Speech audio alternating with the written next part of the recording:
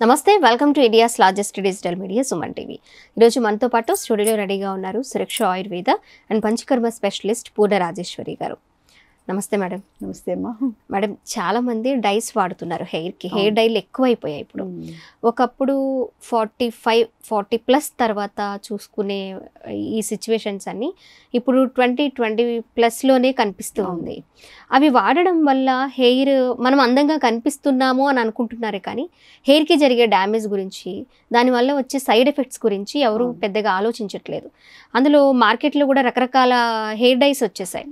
వాటిని అట్రాక్ట్ చేస్తున్నాయి అనమాట. చాలా సింపుల్గా అయిపోతున్నాయి కదా అని అనుకుంటున్నారే కానీ దానివల్ల ఎంత ప్రమాదం ఉంది అనేది ఆలోచించట్లేదు.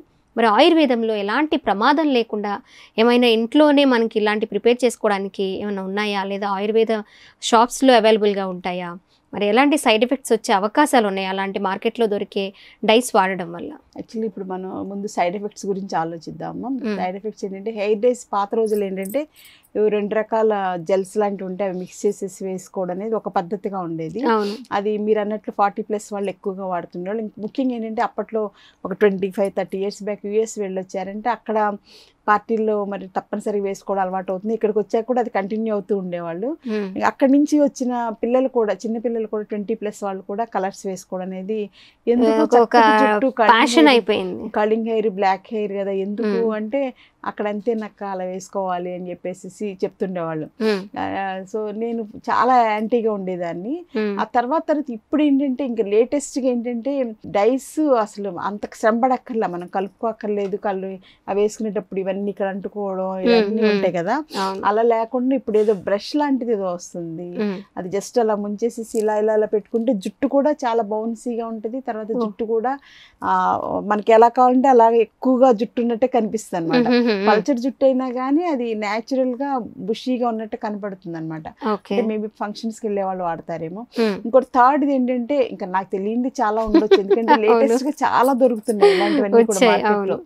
నేను వాటికి అగెన్స్ట్ కాబట్టి నాకు అసలు ఎక్కువ తెలియదు. కాబట్టి ఏ ఫోన్ చూసినా ఏం చేసినా కానీ వెంటనే ఇలాంటివన్నీ వస్తున్నాయి కదా, సేల్కి ఇలాంటివన్నీ వచ్చేస్తున్నాయి కదా.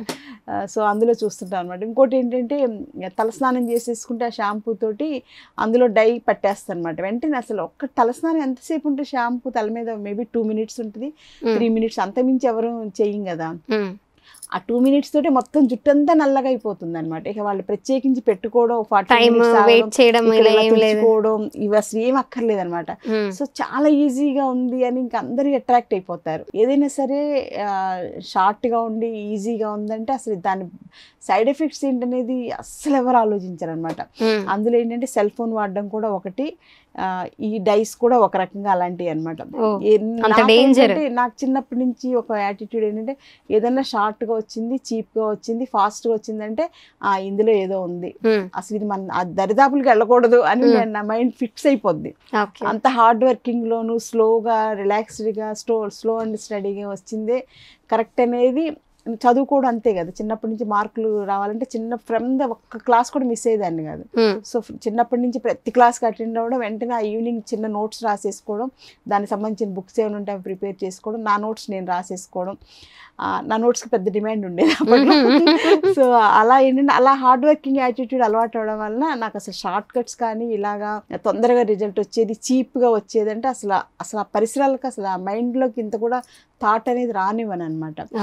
Slow and steady wins the race అనేది నమ్మడంలో నేను నెంబర్ 1. సో అలాగే ఈ డైస్ కూడా ఇలాగ చాలా వచ్చేస్తున్నాయి. అసలు మా ఫ్రెండ్స్ కూడా నాతోటి అనేవాళ్ళు, ఎలా జుట్టు గోరింటాయి పెడితే బాగాలేదు, ఆరెంజ్ కలర్లో ఉంటుంది, ఇది ట్రై చేయొచ్చు కదా, ఎందుకు నువ్వు అలాగా ఆరెంజ్ కలర్ జుట్టు చేసుకుంటున్నావు, అది ఇది అని అంటుంటారు. ఏమైందిలే, నేను అస్సలు ఏమైనా ట్రై కూడా చేయలేదు అనమాట. ఇంకా సో ఈ షాంపూ ఇంకా డేంజర్ అనమాట. సో అవన్నీ కూడా వాడటం అనేది ఇంకా తప్పనిసరి అయిపోయింది ఈ రోజుల్లో. ఇంకా అంటే మనకి ఒక గ్లామర్ కోసం ఇంకోటో ప్రొఫెషనల్ దేనికో తప్పనిసరి అయిపోతుంది. సో అందుచేత ఏంటంటే అలా వాడుతున్నా కూడా సైడ్ ఎఫెక్ట్స్ రాకుండా ఎలా కాపాడుకోవాలి అనేది నా ఓన్ ఇదనమాట. అంటే నన్ను నేను కాపాడుకోవడానికో లేకపోతే నా దగ్గర వాళ్ళకి చెప్పడానికో లేకపోతే మన కస్టమర్స్ అందరికి మన వ్యూయర్స్ అందరికీ కూడా ఉపయోగపడేలాగా ఇంకా వాళ్ళు వాడుకోవడం అనేది వాళ్ళ చాయిస్, అది మనం దాన్ని చేయలేము, చెప్పడం వరకే మన బాధ్యత. సో ఇంకా అలాంటప్పుడు ఏంటంటే ఆ చాయిస్కి మనం దాని సపోర్టింగ్గా ఆయుర్వేదిక్ క్లయింట్స్ ఏం చేయాలి, జుట్టును పాడుకు చేసుకోకుండా ఎలా వాళ్ళ జుట్టును కాపాడుకోవాలి. మీరు అడిగినట్లు ఇవన్నీ వాడడం వల్ల వాటితో పాటు హెయిర్ డైస్ అని, హెయిర్ స్ట్రైట్నింగ్ అని, తర్వాత కొంతమంది ఏమో ఒక రకమైన సిల్వర్ కలర్, ఒక రకమైనటువంటి కాపర్ కలర్, గోల్డ్ కలర్ ఇలా స్ట్రిప్స్గా వేసుకుంటూ ఉంటారు కదా. అంటే అదొక రకం చేంజ్గా బాగుంటుంది చూడడానికి, కానీ సైడ్ ఎఫెక్ట్స్ భయంకరంగా ఉంటాయి అనమాట. అవి ఇంకా స్ట్రాంగ్ కెమికల్స్, ఈ బ్లాక్ కెమికల్స్ కన్నా కూడా. అంటే బట్టలకి ఏ రకమైనటువంటి కెమికల్స్ ఉంటాయో అలాంటి కెమికల్స్ హెయిర్ కి వాడుతున్నాం, హెయిర్ డేకి మనం వాడుతున్నాం అనమాట. అవన్నీ కూడా అంత స్ట్రాంగ్ కెమికల్స్ ఏంటంటే మనకి హెయిర్ నుంచి నెక్స్ట్ ఉండేది ఇమీడియట్ గా బ్రెయిన్, ఆ నెక్స్ట్ ఉండేది కళ్ళు. సో ఈ 3 ఆర్గాన్స్ డ్యామేజ్ అయిపోతాయి అనమాట. బ్లడ్, సో మెయిన్గా ఇవి 3 డ్యామేజ్ అయిపోతాయి. కంటి చూపు దెబ్బతింటుంది, బ్రెయిన్లో సెల్స్ దెబ్బతింటే రక్తం అంతా కూడా కలుషితం అయిపోయి టాక్సిన్స్ కలెక్ట్ అయ్యి వాటి వలన క్యాన్సర్ రావడానికి అవకాశం ఉంటుంది. కాబట్టి హెయిర్ డైస్ కానీ అవి కూడా చాలా జాగ్రత్తగా వాడుకోవాలి. వాటికి సపోర్టింగ్గా ఏంటంటే మనం ఏం చేసుకోగలం అనేది ఆలోచిస్తే కనుక డైట్లో ఉసిరికాయలు ఎక్కువ వాడుకునేలా చూసుకోవాలి, అలాగే పాలకూర ఎక్కువ తీసుకోవాలి, గోంగూర ఎక్కువ తీసుకోవాలి, ఇలాగ వైటమిన్స్ ఎక్కువ ఉండేటువంటి, ఐరన్ ఎక్కువ ఉండేటి ములగాకు ఎక్కువ తీసుకోవాలి. ఇలాంటివి కొంచెం డైట్లో కేర్ తీసుకోవాలి. మంచినీళ్ళు సరిపడా తాగడం అనేది కూడా చాలా ఇంపార్టెంట్. ఇంకా నెక్స్ట్ ఏంటంటే ఆయుర్వేదిక్ లైన్స్లో మంచి హెయిర్ ఆయిల్స్, హెయిర్ ప్యాక్స్ ఉంటాయి.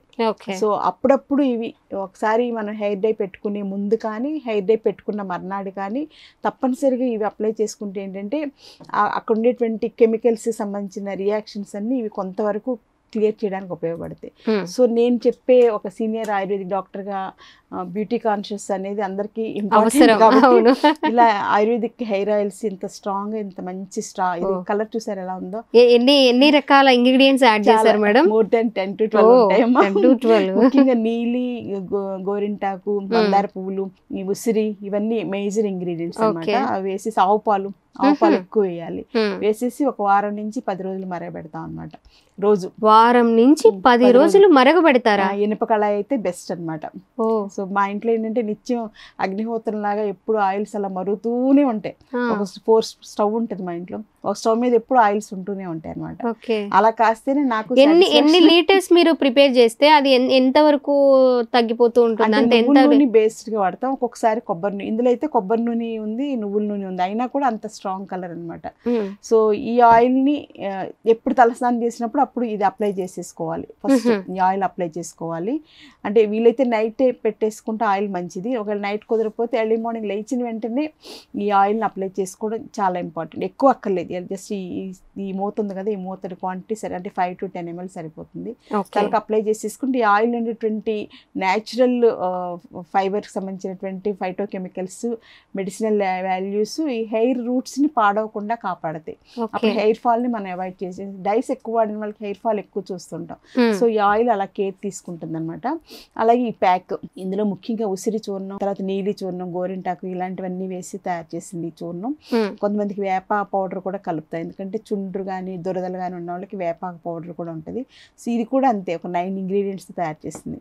సో ఈ పౌడర్ని కొంచెం పెరుగులో కలిపేసేసి తలకి అప్లై చేసేసుకుని తర్వాత తలస్నానం చేసేస్తే హెయిర్ డైస్ వలన మనకి సైడ్ ఎఫెక్ట్స్ ఏమి మనకి ఎఫెక్ట్ లేకుండా మన బ్రెయిన్ని కాపాడుకోవచ్చు, మన కంటి చూపుని. ఎందుకంటే ఇందులో ఆమ్లా ఉండడం వల్ల అది కంటి చూపు కూడా మెరుగుపరచుకోవడానికి ఉపయోగపడుతుంది. వేప ఇవన్నీ ఉండడం వలన ఏంటంటే అవి రక్తంలో ఉండేటువంటి మలినాలన్నీ బయటికి లాగేయడానికి ఉపయోగపడుతుంది అనమాట. సో అలాగా హెయిర్ డైస్కి సైడ్ ఎఫెక్ట్స్ లేకుండా మంచి ఆయిల్స్, మంచి ప్యాక్స్ ఉన్నాయి కాబట్టి ఈ కాంబినేషన్ని వారానికి ఒకసారి కంపల్సరీగా చేసుకోవాలి. వీలైతే హెయిర్ ఆయిల్ ఎవ్రీడే వాడుకోవచ్చు, అలా కాకపోయినా కానీ జస్ట్ వారానికి ఒకసారి, 2 సార్లు అయితే ఇంకా మంచిది. హెయిర్ డై మాత్రం నెల లోపల అసలు ఎట్టి పరిస్థితులు పెట్టుకోకూడదు. నెలకు ఒకసారి కూడా వాడకుండా 40 days 50 days ఎంత పోస్ట్ పోన్ చేయగలిగితే అంత మంచిది. ఏదన్నా ఫంక్షన్ ఉందో ఎమర్జెన్సీ అనుకున్నప్పుడు వాడుకో. చిన్నవి వచ్చి ఉంటాయి, వదిలేసి ఇవి కొంచెం అప్లై చేస్తాం కాబట్టి బ్రౌన్ కలర్ లో వచ్చేస్తుంది. సో ఇది మరీ వైట్ గా లేకుండా కొంతవరకు ఉపయోగపడుతుంది. కాబట్టి ఇలాంటి ఆయిల్స్, ఇలాంటి ప్యాక్స్ తోటి చాలా వరకు ముఖ్యంగా కంటి చూపుని కాపాడుకోవడానికి, బ్లడ్లో ఉండే టాక్సిన్స్ ఎలిమినేషన్కి, బ్రెయిన్ సెల్స్ డ్యామేజ్ అవ్వకుండా కూడా ఇది పనిచేస్తుంది. కాబట్టి ఇది కొత్తది, హెయిర్ డే అనేది అన్నిట్లో సెల్స్లో ఎక్కడ పడితే అక్కడ వస్తుంది కాబట్టి అది మోస్ట్ కామన్గా వాడేస్తున్నారు. సో ఇలా ఆయుర్వేదాలో బ్యూటీకి సంబంధించి సౌందర్యానికి సంబంధించినవి కూడా ఇంత మంచి ఫార్ములేషన్స్ ఉన్నాయని తెలియదు. ఆయుర్వేదం అంటే ఏదో అనుకుంటాం కదా, ఎలాంటి కెమికల్స్ లేకుండా మందార పువ్వులు ఇవన్నీ కూడా తెప్పించడం, పౌడర్ చేయించుకోవడం, ఇదంతా చాలా పని అనమాట. ఇంకా ఇందులో కొన్ని స్పెషల్ ఇంగ్రీడియంట్స్ కూడా ఉంటాయి. సో ఇవన్నీ నీళ్ళు అనేది ఎక్కడో దొరుకుతుంది, ఎక్కడ దొరకదు తొందరగా. సో ఇలాంటివన్నీ కూడా మనం తెచ్చి చేసుకుంటే డెఫినెట్గా జుట్టు కేశ సౌందర్యాన్ని కాపాడుకోవచ్చు. ముఖ్యంగా మనల్ని మనం క్యాన్సర్ వరకు వెళ్లకుండా కాపాడుకోవడం అనేది మన ధర్మం.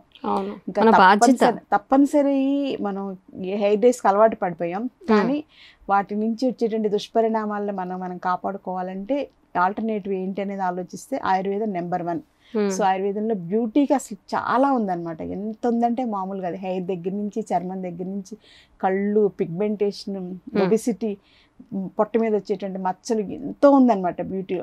అంటే నాకు విపరీతమైన ఇంట్రెస్ట్, ప్యాషన్ ఆయుర్వేదం ఇంకేం చేయగలను అని అలా సెమినార్స్కి వెళ్తూనే ఉంటాను, నాలెడ్జ్ ఇంప్రూవ్ చేసుకున్నాను. సో నా ఓన్ ఎక్స్పీరియన్స్ తోటి వచ్చినటువంటి ఈ ప్రోడక్ట్స్ అనమాట ఇవి. సో ఇప్పటివరకు మీరు రకరకాలుగా హెయిర్ ఆయిల్స్, రకరకాల హెయిర్ ప్యాక్స్ చూస్తుంటారు, కానీ డైస్కి కూడా మనం వాటి సైడ్ ఎఫెక్ట్స్ని అవాయిడ్ చేసేలాగా మనం ఏంటి అనేది ఆలోచిస్తే ఇదంతా నా ఓన్ రీసెర్చ్ అనమాట. Great madam. మరి 7 to 10 days oil ప్రిపరేషన్కి 7 to 10 days ఎప్పుడు అలా స్టవ్ మీద మరిగిస్తూనే ఉండడం అంటే ఎంత రీసెర్చ్, ఎంత హార్డ్ వర్క్ అవసరం దానికి. ఓపిక. అవును, మనకి పేషెంట్స్ కాదు, చాలా మనకు కావాలి, డాక్టర్లకు కావాలి. ఇవి స్టాఫ్ వదిలేసేస్తే మాడగొట్టేస్తారు. ఒక్క రోజులో ఆ పాత్ర పనికిరాదు, ఈ ఆయిల్ పనికిరాదు, ఏడ్ చేస్తాను నేను. అంటే మన చంటి పిల్లని మన మొక్కని ఎవరన్నా పాడు చేస్తే ఎలా ఉంటుందో అలా మెడిసిన్ పాడైతే నాకు చాలా బాధ అనిపిస్తుంది. అంతే కదా. ఇంకా అందుకని నేనే తయారు చేసుకుంటాను. నా ప్రొడక్ట్స్ అన్ని కూడా నేనే తయారు చేసుకుంటాను. పేషెంట్స్కి వాడేవన్నీ నేనే తయారు చేసుకుంటాను. అసలు ఎవరిని నమ్మను, ఎవరి మీద వదలను. సెకండ్ పర్సన్, థర్డ్ పర్సన్ కాదు, సెకండ్ పర్సన్ కూడా వదలరు, ఇన్వాల్వ్ అవనివ్వను. నేను ఓన్ గానే చేసుకుంటే అంత మంచి ప్రోడక్ట్ వస్తుంది అనమాట. Okay, thank you so much madam. Thank you అమ్మా. సుమన్ టీవీలో మీ పర్సనల్ అండ్ బిజినెస్ ప్రమోషన్స్ కోసం కింది నెంబర్కి కాంటాక్ట్ చేయండి.